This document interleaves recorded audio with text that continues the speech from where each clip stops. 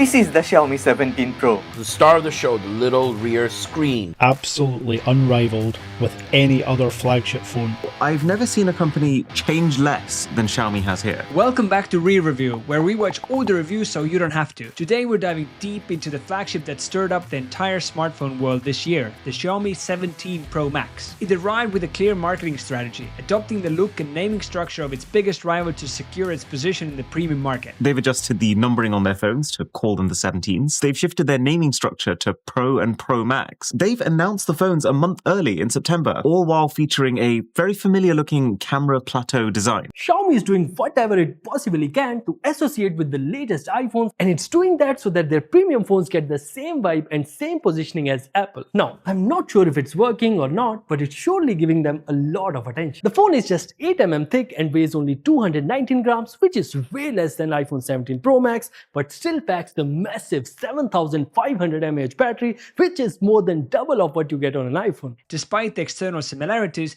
the device differentiates itself with a specific hardware advantage and impressive build quality, including extreme durability ratings. The front houses a 6.3-inch LTPO AMOLED panel with 1 to 120 Hz adaptive refresh, pushing brightness up to 3500 nits. The aluminum frame provides a balanced weight and adds strength without feeling bulky. Most smartphones today use diamond and pintail pixel arrangement. A full pixel only has half of one red and half of one blue. Now, this layout gives each pixel its own complete RGB subpixels, so PPI is uncompromised while also saving power. That's why even though the Xiaomi 17 Pro Max has a lower resolution than its predecessor, clarity hasn't dropped noticeably. Unfortunately, this new pixel arrangement is only on the Pro Max version for now. The Xiaomi is not really compromised anywhere with this build. You still get an IP68 rating. There is support for NFC and IR blaster, excellent stereo speakers. Both phones have IP68 dust and water resistance rating, but for the Pro Max, it's rated for sublimation up to 6 meters, while the Pro is just rated for up to 4 meters. As one of the first devices featuring the newest generation flagship silicone, the 17 Pro Max immediately claimed the top spot in Android performance. As the first flagship smartphone powered by the Snapdragon 880 Gen 5, there's no doubt that the Xiaomi 17 Pro Max has climbed to the top of the Android performance charts. While we don't yet know how it will compare to upcoming flagships with the Dimensity 9500 in 2 weeks, current benchmark scores suggest that the improvements aren't as dramatic as some might have expected. However, maintaining that peak performance generated strong disagreements among reviewers, especially regarding heat dissipation under heavy graphic load. The 4637mm square vapor chamber cooling system keeps stability across extended sessions. The phone's frame may get warm to the touch, but heavy throttling never appears, showing that heat is effectively moved away from the SoC. Throttling kicks in within 3 minutes, with the frame rates hovering around the 37 FPS most of the time. The phone also gets uncomfortably hot.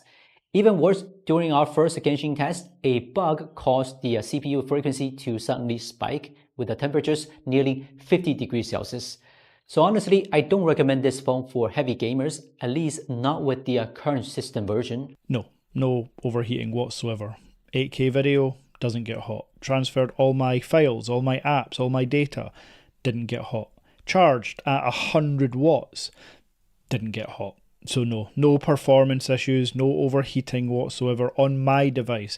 I tried a whole load of tests and benchmarks on it, and while I wouldn't call it a transformational leap, it is firmly ahead of this year's crop of Androids like Samsung's S25 Ultra. It can get quite hot on the sides, but not once have I noticed that actually affecting sustained performance. The HyperOS 3 system not only provides strong core app functionality, but also consciously mirrors the aesthetic of its main rival, especially in the key UI elements. Running on its own Android skin, HyperOS 3 on top of Android 16, the Xiaomi 17 Pro feels light and refined. Biometric unlocking is quick and discreet, and the UI is tuned for dual display interactions. Yeah, even the user interface, like the home screen's got Apple-style icons. You pull down from here, you've got Apple's control center. I'm pretty sure I've even seen some iOS 26 liquid glass inside of here. I give them a year before they tell us their CEO is now also called Tim. The haptics as well. Just a few thoughts. It is pretty good. No issues there. This feels like a really solid build device. it doesn't feel like a knockoff. The display is bright and super high-end. The borders around it are every bit as thin and even as other top phones. Every time you press things and click buttons, the haptics are phenomenal. Very satisfying experience to type and navigate. While the Google Play Store works without an issue, a significant functional gap persists for users reliant on full ecosystem integration. This is the full Google Play Store on the device. Any app you like is going to work as normal through the Play Store. Banking apps, social media apps, everything works just as normal. There are no issues whatsoever. Does the Xiaomi 17 Pro Max or 17 Pro support Android Auto? The answer is no. Sadly not.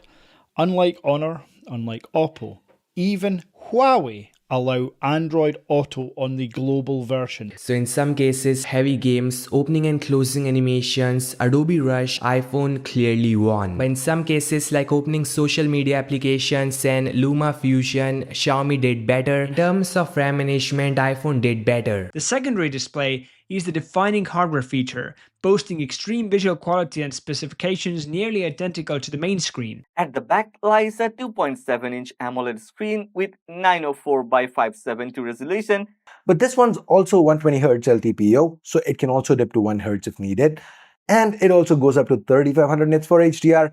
And once again, this can also drop to 1 nit for always on and happens to be covered by Dragon Crystal glass. Both these screens come with screen protectors pre-applied. This screen is praised for its utility in photography and personalization, yet severely restricted in handling core communication tasks. Just like with the Mix Flip series, this rear display lets you use the main camera for selfies. Thanks to the powerful main camera, this makes the 17 Pro Max the best selfie phone Xiaomi has ever made. This lets you turn any image into a realistically animated video custom designed for this rear screen in any one of these styles. I have fed this thing all sorts of absolutely terrible photos of things, but each time it comes back with something that is shockingly usable. This is such an excessively extra piece of software. You can also just press and hold the screen to change whatever wallpaper you prefer. And swipe down, notifications if has any. Swipe up, no. So that's basically the gesture control, pretty much like a smart watch or smart band or something. The other very disappointing thing is, other than telling the time on the rear screen, there's really not much more you can do with it just now and potentially ever. It will not allow messaging. Yes, messages that come through WhatsApp, Instagram, text messages, phone calls do not show up on the rear display, which is very disappointing. You can even game on this second screen. Xiaomi have actually gone as far as to create a completely bespoke case that is a working controller for the phone that is wirelessly powered by the phone to be able to game on this sub 3-inch display. These games all feel strangely familiar. Some company probably want to sue Xiaomi after watching this video. There are only 4 games available, and once you get bored of them, Xiaomi allows third-party emulators to run on their rear display, which means theoretically hundreds or even thousands of games can be played on it. The Leica collaboration results in highly competent system, particularly in dynamic range and professional portrait using the high-powered main sensors. The main camera's biggest upgrade is dynamic range. Its sensor using 3rd-gen LoFic technology reaches up to 16.5 EV. In simpler terms, the exposure in backlit scenes is more even. Comparing against the iPhone 17 Pro, the difference is clear. The higher the contrast, the better Xiaomi is better than the iPhone. LoFic theoretically benefits video even more. HDR video looks great, but compared to iPhone, let's say Xiaomi still needs to work harder.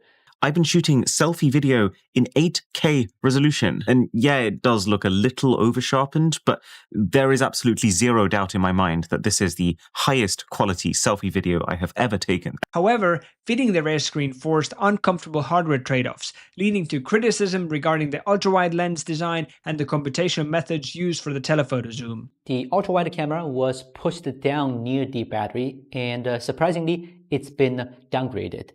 I can accept the smaller sensor. It shrunk by less than 5%. What bothers me is its focal length increased from 14mm to 17mm.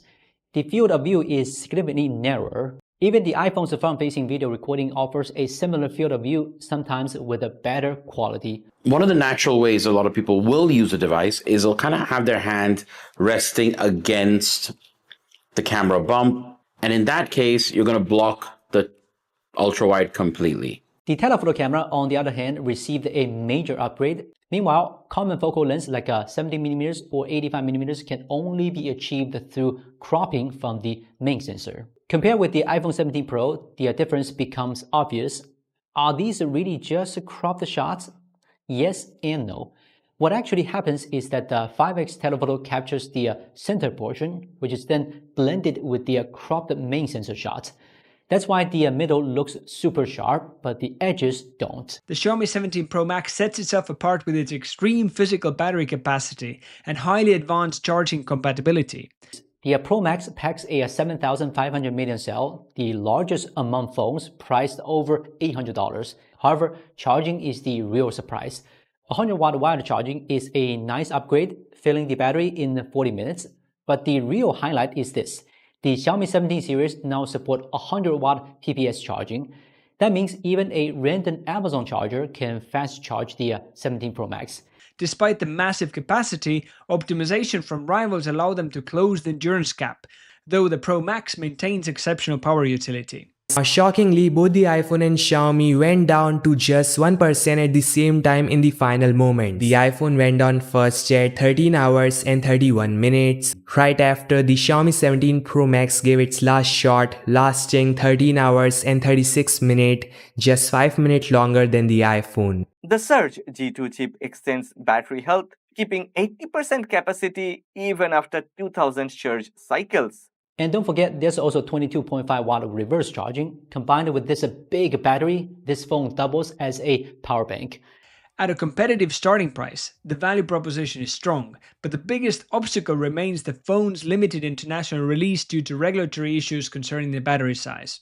The Xiaomi 17 Pro Max, it starts from 6000 RMB, which converts to about $850 US. The standard version stayed the same as last year, but the Pro series saw price hikes across the board. I am now hearing fairly solid reports that the Xiaomi 17 Pro and Pro Max will not get a global release.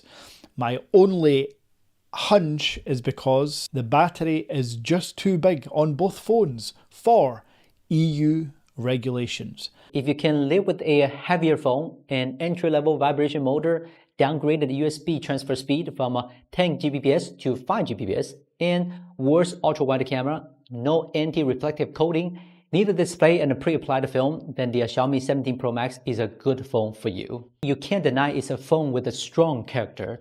Its hot sales in China prove people love it. The Xiaomi 17 Pro Max is a statement. It's a phone with a strong character that successfully blends the raw power and thoughtful, unconventional design. For the power user or battery enthusiast, this device is current heavyweight champion, offering a 7500 mAh cell, the largest among phones priced over $800. This massive capacity paired with 100-watt charging capability delivers an experience of near infinite power availability. For the mobile content creator, the rear display transforms your photography experience. By allowing you to utilize the powerful rear main sensor for selfies, it makes the 17 Pro Max the best selfie phone Xiaomi has ever made.